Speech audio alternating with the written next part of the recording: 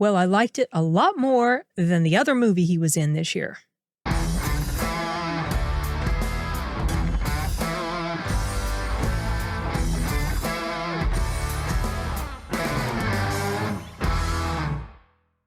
am referring to Josh O'Connor, who was in a movie I reviewed recently called The Mastermind, and I absolutely hated it. He was in this movie, Knives Out 3 or Wake Up Dead Man, and he's one of the main characters in here. This was again written and directed by Rian Johnson. Last night I had a press screening. As of the recording of this, it's the 14th. So the 13th, I was at a press screening for it, and that was fun.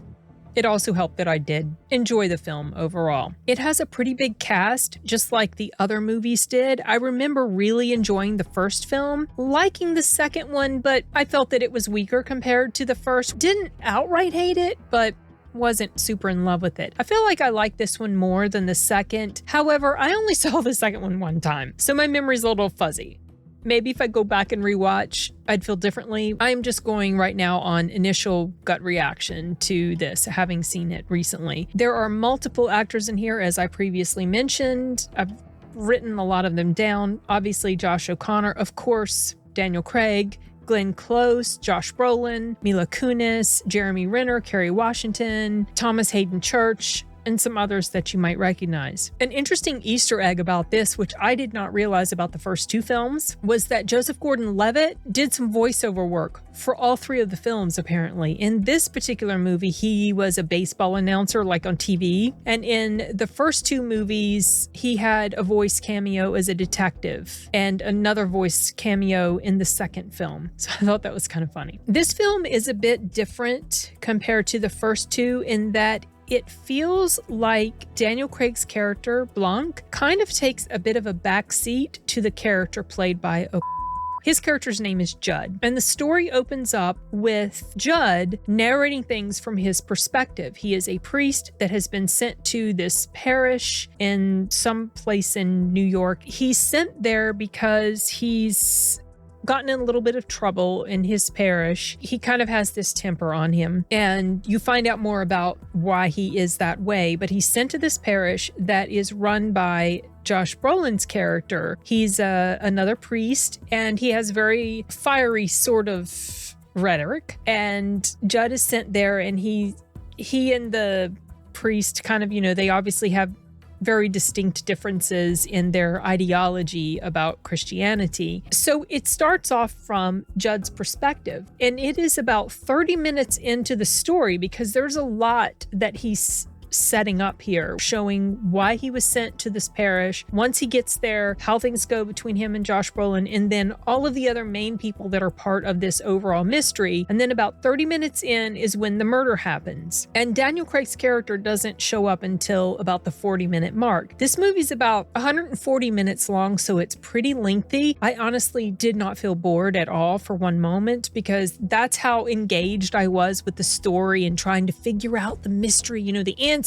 How was this done and who's involved and all that sort of stuff. There were several things that worked for me about this film. I liked the mystery. The murder that happened in here was described as an impossible murder. It seems to be something that Blanc just cannot solve. He's having all these problems. And the character of Judd is also very heavily involved in trying to solve the mystery as well, because he got all caught up in it. Of course, he's one of the main characters. I thought that we got pretty good character depth from Judd. He was someone who had compelling struggles that he talked about with darker impulses. He talks about his past, and you can see that it's something that he still is wrestling with. And I felt that that was a good contrast to Brolin's character. The character of Brolin was almost portrayed as sort of a Trump persona, and Johnson even used the expression cult of personality. So it seems a bit heavy-handed, some of the messaging that's going on in here. That is something that I do have a bit of an issue with, and that's regarding the way some of the characters are. There's only a couple of characters in here that feel layered. The character of Judd, of course, we're already familiar with Blanc, but Glenn Close was the only other character that came across to me as someone who had any substantial depth to them, but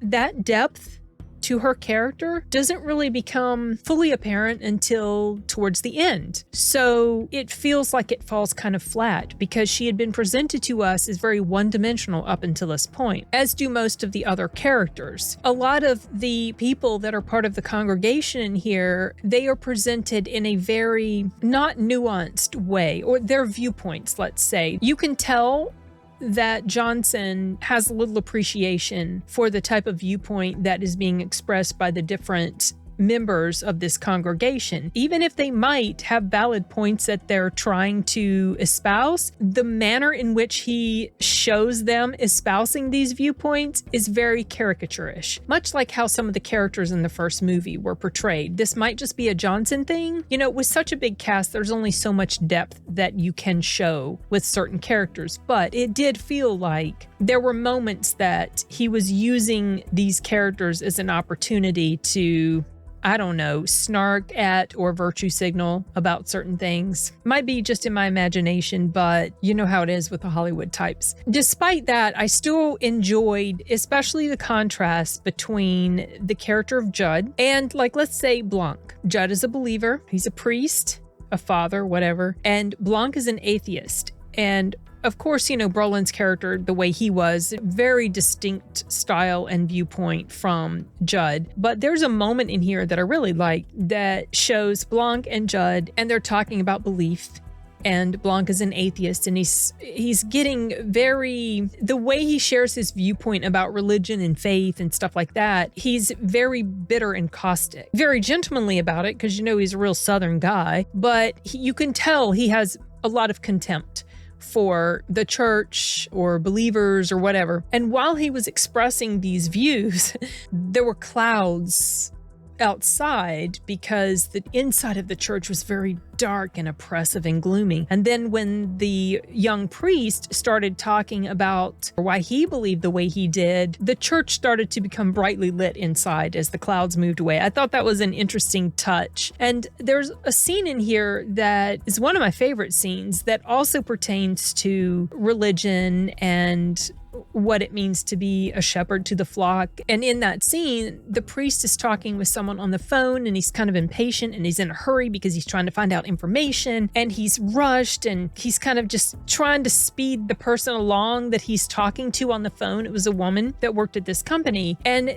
there's an interaction that happens in the midst of that conversation that kind of snaps him back into what it means to be a priest. And I thought that was a very quiet and touching emotional beat. I really liked the way that played out. It was a very strong thematic element that was closely connected to this character and his attempt to be the kind of priest that he felt biblically he should be. And he realized that he was allowing himself to just kind of get mired in all of this stuff that was going on around him, and he was losing sight of what was important. I thought that was a nice moment. I really liked that. He talked about at one point that the church is supposed to serve the world, and that's, as I've mentioned, very strong contrast to Brolin's character, which is very sort of self-serving worldview. At the same time, I feel that Judd's assertion about the church serving the world or Christians serving the world, I think he should have counterbalanced that with explaining that that doesn't necessarily mean the church or religious people are bowing to the evils of the world and the excesses of the world. I feel like that was a missed opportunity to kind of really hammer home the type of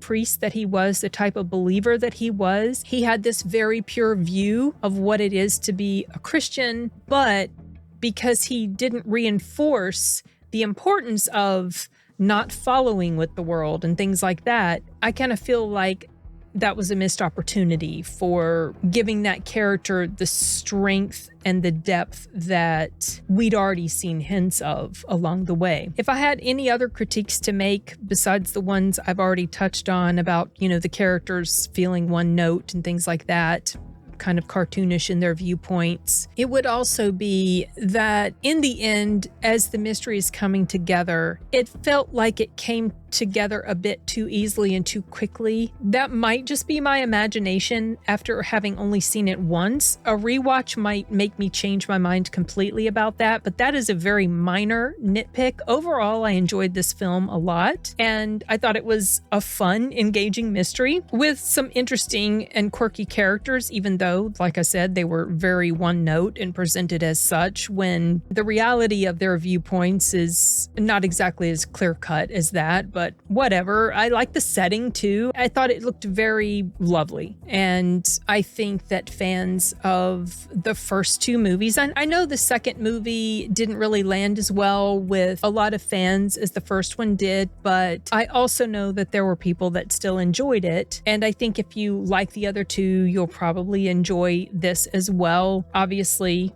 everybody's experience is different, but I was happy that I was able to come away from it feeling fairly entertained despite some of the gripes I've mentioned. I don't get the feeling that this film is supposed to serve as a sort of ending or a sort of trilogy or whatever, because I have not seen that indicated anywhere that I've looked. We might get a fourth one, we might not. If we don't, it ends in such a way that it's fine. So we'll see what happens in the future. I had just realized and was thinking about the first movie coming out and the second and then the third, they've been spaced apart by about 3 years each. So I don't know if that means anything for a possible fourth, but whatever, that's just complete speculation on my part. Anyway, that's all I have to say for now about Wake Up Dead Man or Knives Out 3. Whenever you guys get a chance to watch it, because it's coming to theaters Thanksgiving weekend, just like the first one did. I think the first one came, because I went to go see the first one on Thanksgiving Day. That was a lot of fun. I have fun memories of that. But it's coming to theaters